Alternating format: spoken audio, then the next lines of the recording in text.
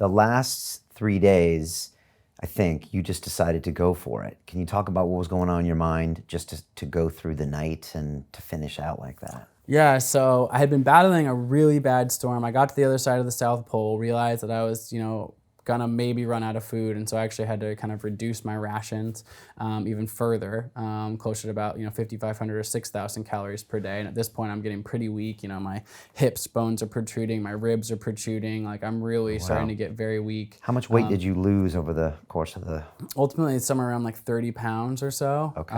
But some of the projections, and I think Lou lost closer to about 50 pounds, and it could have easily lost 50 or 60 pounds. It would have been like very easy to do out there. And if you run out of food, you can't go for more than a day or two with that kind of Not calorie. much, yeah. It's just you're burning so many calories out there. It's just like the strain is just too significant. Can't just tough it out. No. Okay. No. Right.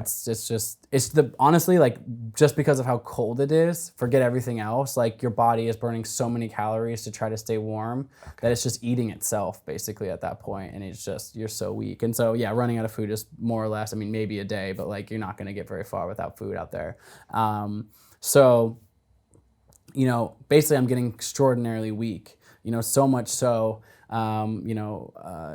it's Christmas Eve, I go to sleep, I wake up, it's Christmas morning, and, I've got my duffel bag that's got my gear, and I take it out of my tent every morning, I load it into my sled, and I remember that morning picking up my duffel bag, and I could like barely pick it up to get it into my sled, and it's lighter and much lighter at this point, Right. Less gear, less food, all this kind of stuff, but I'm just so weak that I can like barely pick up this duffel bag. And I'm thinking like, whoa, like, and obviously I am aware historically of this guy, Henry Worsley, who died with 100 miles to the finish, and going like, this thing's not over until it's over. Like you can come close and you can literally die because you're so exhausted, you've pushed too far, and that's in the back of my mind constantly. And no one's really going to come rescue you, not in any kind of lead time. Not with enough lead time. He ultimately got picked up, and actually, unfortunately, he died in a hospital, but about a day, he just was so far gone by the time they got there that it's a really sad story what happened to him. But I wake up, it's Christmas Day, I'm struggling to load my sled. I stand up and I start pulling my sled, and I realize I'm 77 miles away from the finish, which is closer than any human has ever been to completing this journey. And I start pulling my sled, and I had experienced these moments, like I said, of clarity or flow, these flow states that the reason I deleted all my music and content was to really find this place in my mind of like peace and calm, because I had this sort of theory or hypothesis beforehand, which is my body is going to get weak. But if I can stay strong in my mind or find these places of calm without fear, without anxiety, without any of this doubt in my mind, that actually my mind can override my body and continue to push much further than my body thinks it's capable of. And so it's kind of like this decisive moment. And I stand up, like I said, I'm like struggling to even load my sled into my bag, or my bag into my sled at this point. And I get up, and all of a sudden, like I feel completely different. Like I feel just locked in. Like I'm like, whoa, have I found it? Like, am I there? Like I feel just completely different and strong. And so I start going, and I start doing math in my head. I'm like, okay, my average mileage at this point had been like 15 miles, 16 miles, something like that. Had gotten a little bit further into 20 miles per day because my sled at this point was pretty light because I was more or less out of food. Right. And so I'm thinking, okay, maybe I'm like 3 or so days away from the finish. If I do big pushes, maybe I can finish it in 3 big days. And I start going in my mind, okay, like, well, how many hours is that? And I'm like, what is that, like maybe 40 more hours of pulling this sled? And before I've been measuring this trip in, months or weeks or certainly in days. And all of a sudden I'm at a point where I can measure the final distance in hours, like 40 hours. Okay, that's like 3+ full big push days.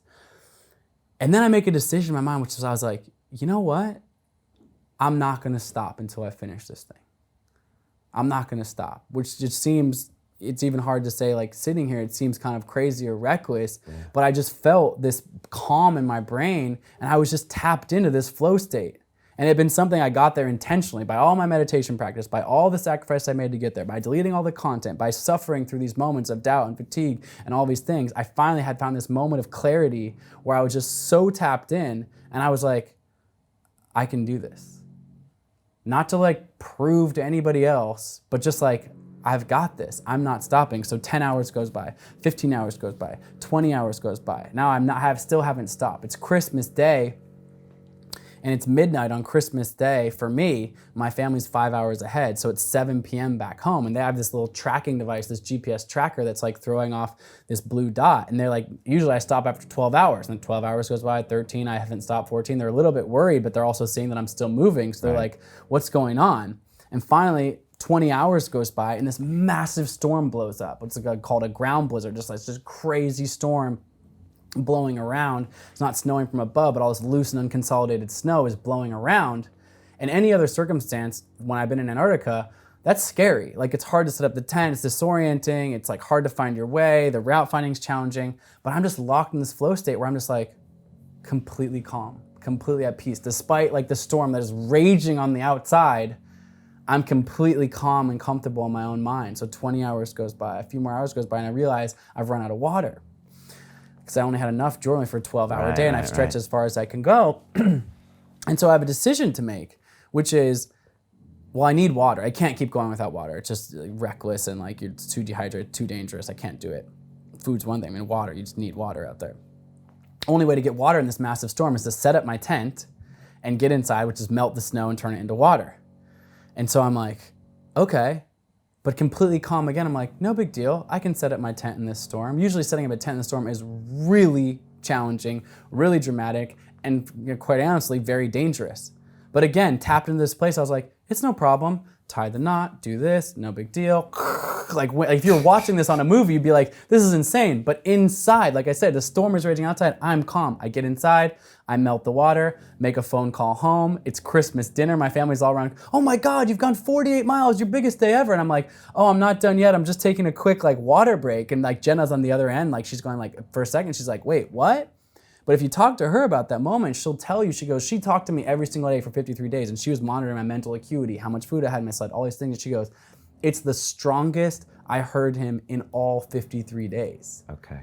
And she could hear in my voice that I had found something inside of myself. So she was just like, great, I'll hear from you in 12 hours when you're done. Like, go do it. Yeah. Took my tent down, 25 hours, 30 hours, 32 hours, and ultimately 32 and a half hours and 77 miles later without, stopping other than this quick water break, I complete this journey in one last, significant 77-mile continuous push, certainly dictated by not the power of my body. You look down at my body this time and it's like destroyed. I mean, it's like literally like emaciated, destroyed, beat up at the end of 54 days.